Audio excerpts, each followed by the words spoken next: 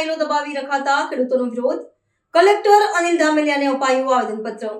ભ્રષ્ટાચારના આક્ષેપો સાથે ખેડૂત હિતરક્ષક સમિતિ મેદાનમાં.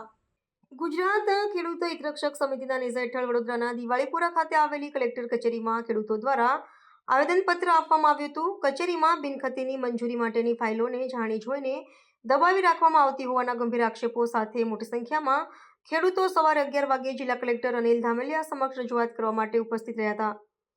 ખેડૂતોના જણાવ્યા અનુસાર હાલમાં આશરે 200 જેટલી બિનખેતીની ફાઇલો કોઈપણ પ્રકારના નિકાલ વિના પડી રહી છે, જેના કારણે તેમને ભારે હાલાકીનો સામનો કરવો પડી રહ્યો છે. આટલું જ નહીં, ખેડૂતો દ્વારા ફાઇલોનો નિકાલ કરવામાં ભ્રષ્ટાચાર આચરવામાં આવતો હોવાનો પણ સીધો આક્ષેપ કરવામાં આવ્યો છે.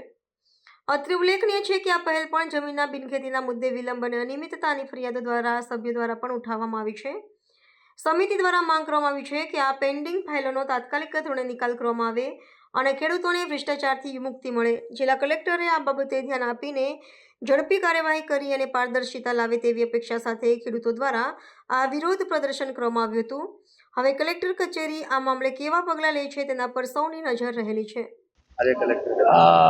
ગુજરાત ખેડૂત હિતરક્ષક સમિતિ ગુજરાતના ખેડૂતોની એક રજિસ્ટર્ડ સંસ્થા છે. અમારી પાસે એવી ફરિયાદો આવી કે છેલ્લા 3 મહિનાથી કલેક્ટર કચેરીમાં એનએની 200 જેટલી ફાઇલો ભેગી થઈ ગઈ છે. સરકારનો કાયદો છે કે 3 મહિનામાં એનએની ફાઇલને મંજૂરી આપી દેવી, તેમ છતાં પણ આવું બની રહ્યું છે. આ બધી માહિતી ભેગી કરીને આજે અમે કલેક્ટરશ્રીને આવેદનપત્ર આપ્યું છે અને અમારી જે 2-3 મુખ્ય માગણી છે એમાંની એક તો એ છે કે 3 મહિનામાં આ ફાઇલોનો નિકાલ થઈ જવો જોઈએ. બીજી માગણી અમારી એ છે કે એકવાર જમીન કન્વર્ટ થઈ ગઈ છે, એને થઈ ગઈ છે અને માત્ર હેતુ ફેર કરવાનો છે, રેસિડન્સમાં છે અને કોમર્શિયલમાં લઈ જવાની છે, તો આખો પ્રોસિજર પાછો શરૂ કરવામાં આવે છે. ના કરવામાં આવે, કાયદામાં જોગવાઈ છે કે એને ખાલી ડિફરન્સના પૈસા ભરી દેવાના. તેમ છતાં ખેડૂતોને ફરીથી એની પરવાનગીનો પ્રોસેસ કરવાની ફરજ પાડવામાં આવે છે.